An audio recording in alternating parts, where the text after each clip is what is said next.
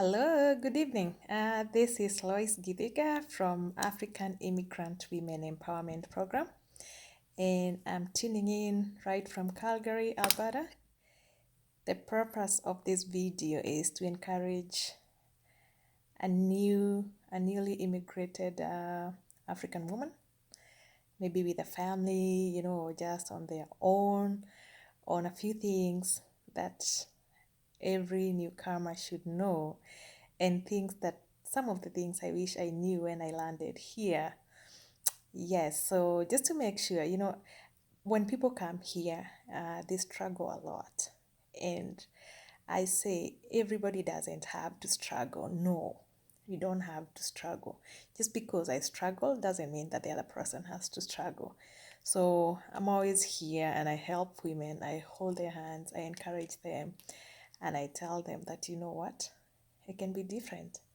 So I share my little, bits of wisdom, things that I've learned along the way, things that I know can help a newcomer family.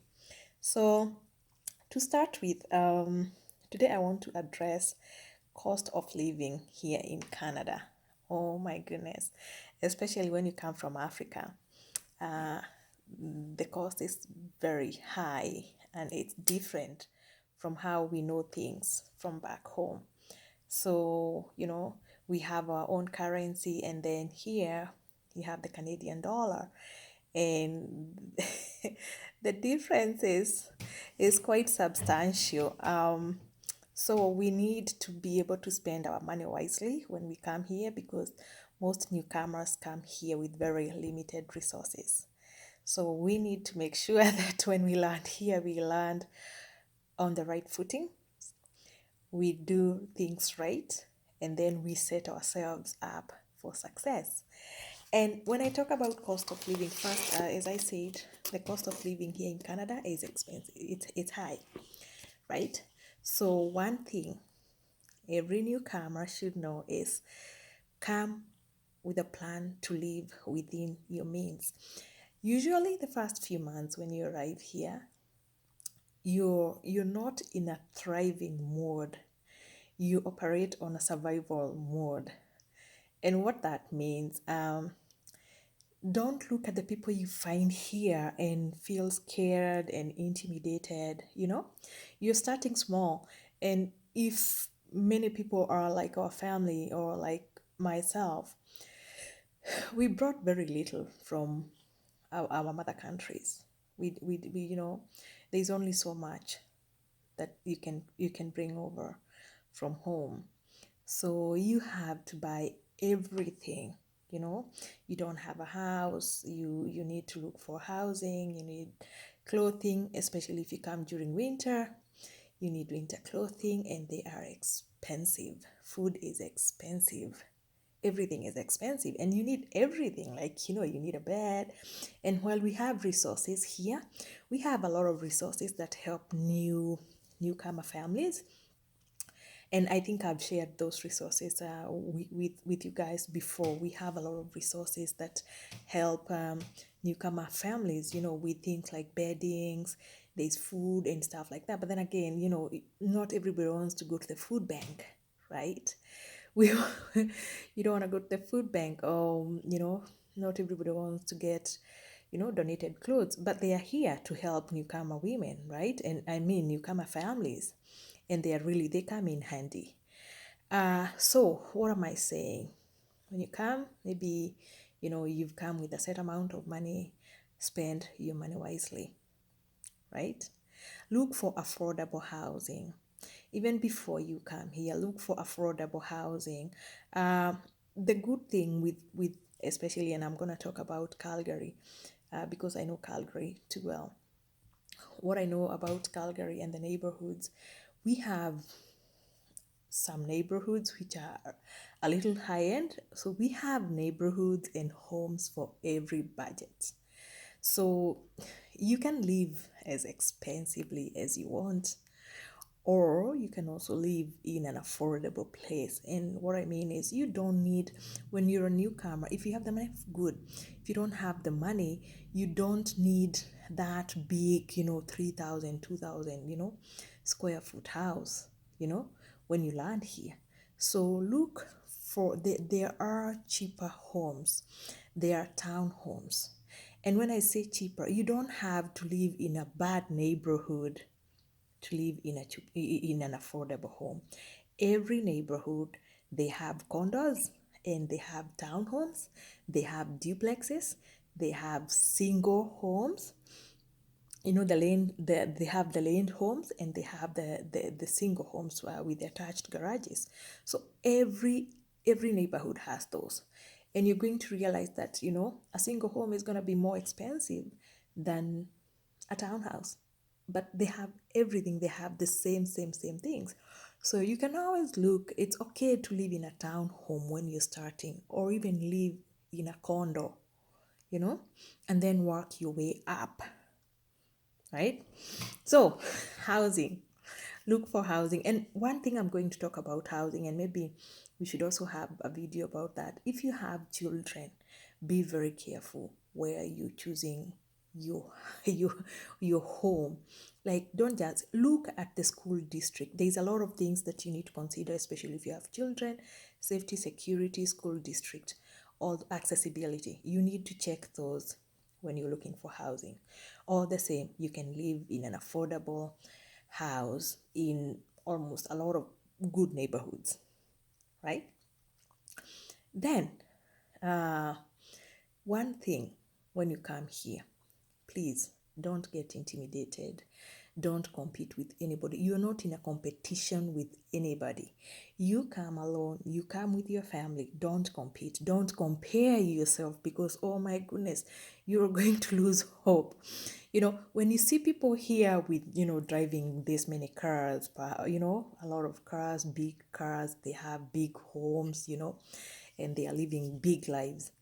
Please, don't compare yourself. You are not them. You are on your own journey and you're just starting. Actually, you're just starting. So start on the right footing. Leave everything. Don't look at people. Do your own. Do you. Start small. Start small. Eventually, you will get there. These people who have these big homes, who have all these things that, they look, they've been here many years. Many years. They've earned their stripes. They've earned those homes. If they tell you their stories, they all started somewhere. Everybody, like, we all have a story. We all started somewhere, We did start our jobs. So don't be afraid to start a job when you come here. Don't be afraid. But what I'm saying is, don't be worried about, you'll get yours. In due time, you will get yours. Okay? The other thing, avoid unnecessary debt. Oh my goodness, I cannot emphasize this. Here we have access to credit, and you can get credit cards. So use your credit cards wisely. Pay what you use. Don't ruin your credit. Guard your credit with your life.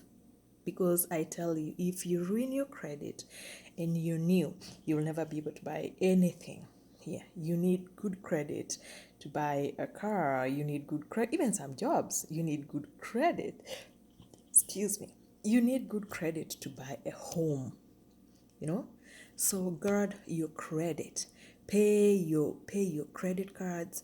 Avoid unnecessary debts. If you don't need loans, if you don't need those lines of credit, my friend, don't just take lines of credit to have lines of credit. That is money at your disposal, money that you do not have a purpose for. And in all fairness, I'm saying, you know what?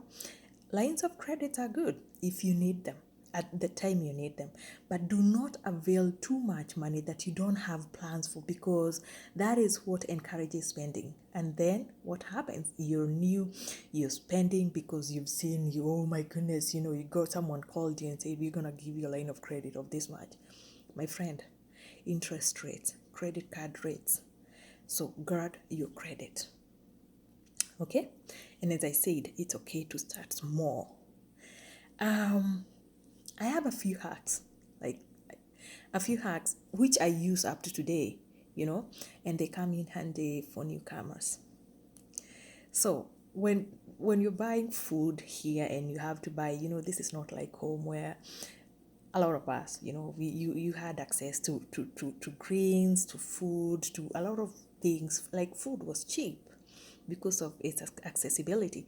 Here you have to buy everything either from Walmart or Superstore or wherever you buy your groceries from. You're buying everything. So I have a few hacks that I use and I love them. Avoid buying things you don't need first.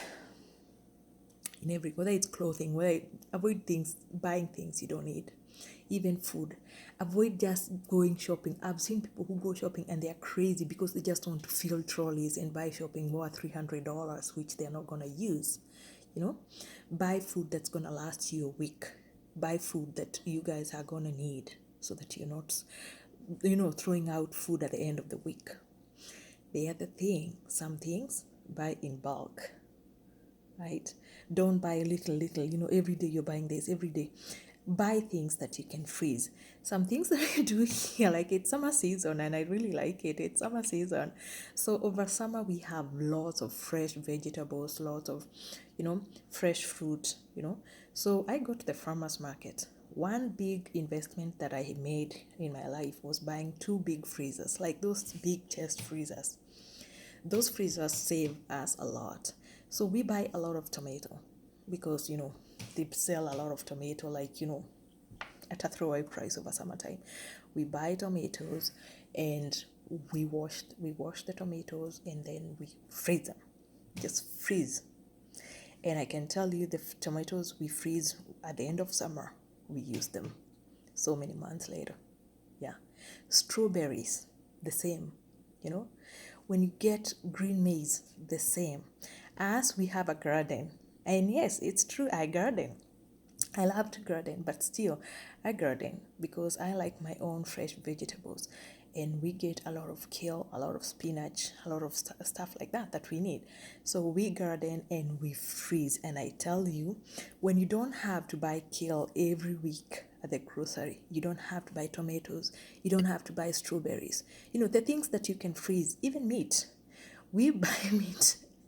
We go to the butcher and buy a whole goat or lamb. We buy meat in bulk. We buy several chicken because they are cheaper that way. So we buy and we get it sliced and we come and pack. We just put it into sizes and then we pack per day. And I can tell you, our groceries are, we are able to manage our weekly budgets in a very substantial way. So what am I saying?